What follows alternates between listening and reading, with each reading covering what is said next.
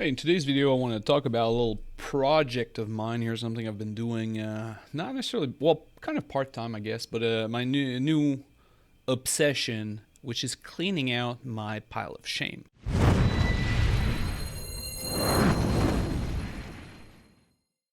Now, I've never really had that much of a problem with it, but recently I've taken up a lot more work and I've taken up a lot more commissions, and my own like personal hobby projects have taken a backseat to the point where in the past like 4+ months I did nothing of form of my own stuff except one army, which was painted in a day. We streamed it here on YouTube.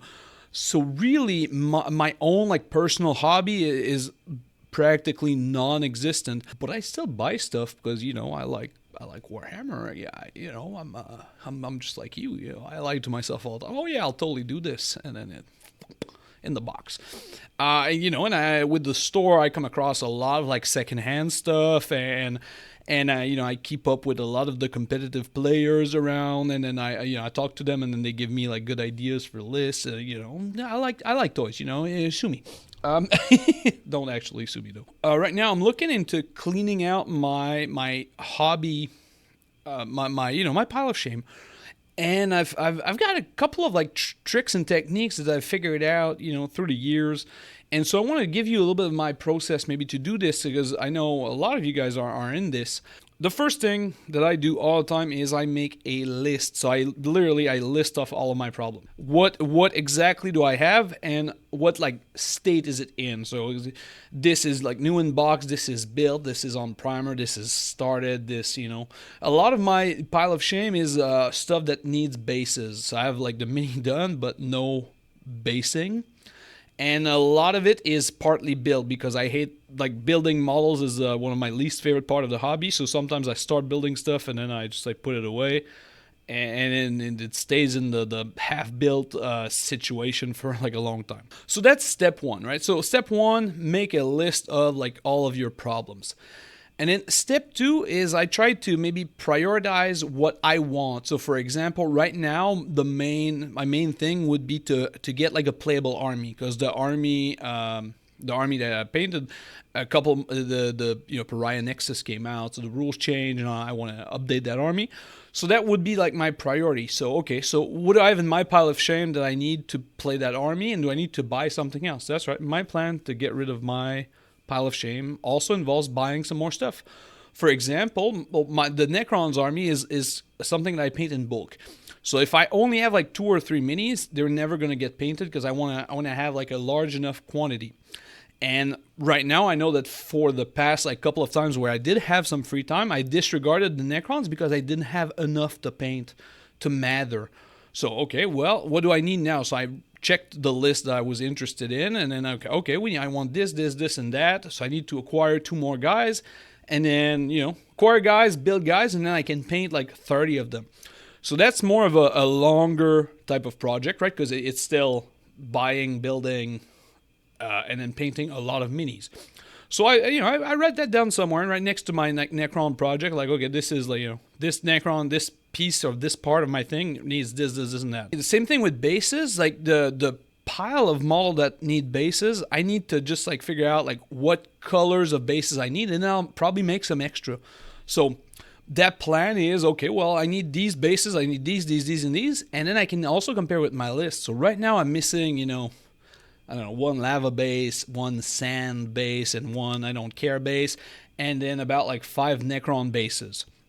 Okay, well, in my list I have these new Necrons. So what do I need for them? Okay, well, I do all of my Necron bases in like one go, even if that's like a project for future me. But that will help, because then when my Necrons are finished, at least I got the bases right, and I can take care of that box. That's like a really easy project, right? It's 6 bases total, but there's like 4 different kinds in there. So that's kind of step 2 is figuring out where or how to tackle it, like prioritize and figure out what can you do like quickly, because I do believe in like speed, right? I've seen this in like I think it's like budgeting or like debt reduction thing. If you have like 3 credit cards, the smart way to go at it is to pick the one with the highest like interest rate and then pay that one first. But the easiest psychologically is to take the one with the lowest balance first and then clear it, because then you're done with this, and then you don't have a 3 credit card problem, you have a 2 credit card problem. I think it's easier that way, so I can clear off like a lot of the small things that go fast, and then I get the ball rolling. Okay, we're cleaning out the pile of shame. It goes fast. I like that. It's very rewarding, because I got into this situation because I wasn't going fast enough, if you think about it that way, right? And then my third step is also, when I prioritize, it's kind of like step 2.5, I guess, is also there in mind, do I still want this?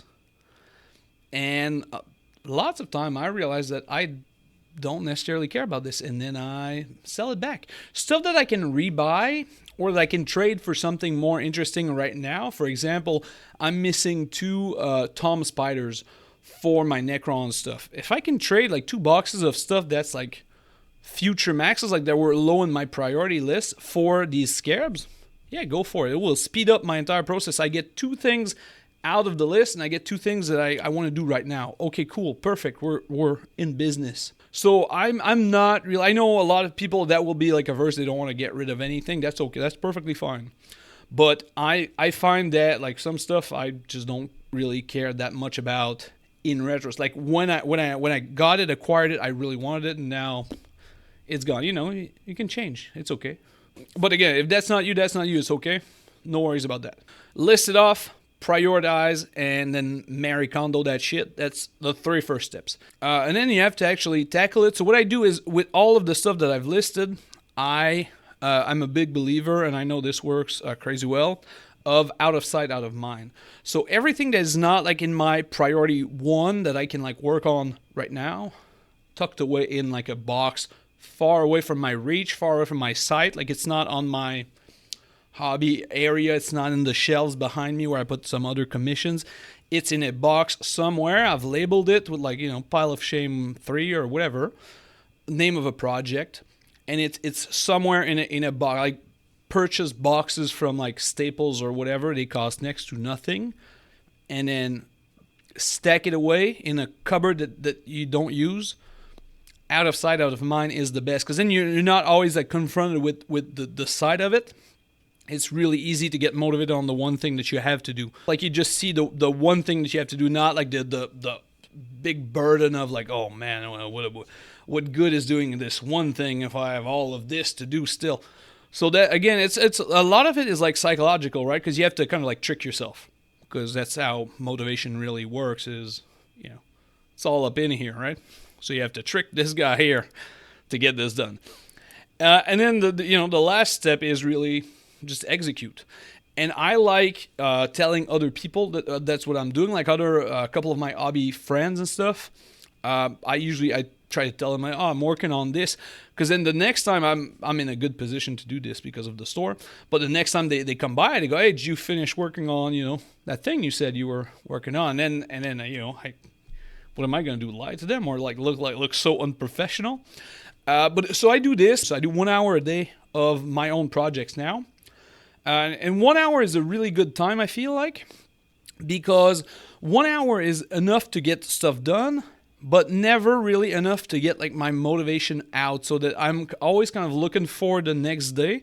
So like every hour, when the hour like finishes, I've tried to have something to do.